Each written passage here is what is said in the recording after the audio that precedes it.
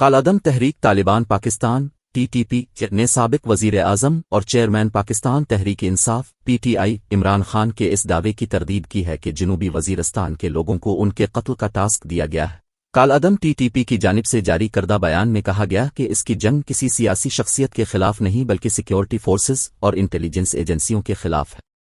بیان میں کہا گیا کہ ہمیں یہ اطلاع ملی ہے کہ چیئرمین پی ٹی آئی نے صوبائی ترجمانوں سے ملاقات کے دوران یہ دعویٰ کیا ہے کہ ٹی ٹی پی کی جانب سے ان پر قاتلانہ حملے کی منصوبہ بندی کی جا رہی ہے اور یہ ٹاسک جنوبی وزیرستان کے 2 لوگوں کو سونپا گیا ہے۔ کالعدم ٹی ٹی پی نے مزید کہا کہ اسی طرح کا بے بنیاد دعویٰ 10 روز پہلے پارٹی کے کچھ ارکان نے کیا تھا۔ ہماری جنگ سیاسی شخصیات کے خلاف نہیں سیکیورٹی فورسز اور انٹیلیجنس ایجنسیوں کے خلاف ہے۔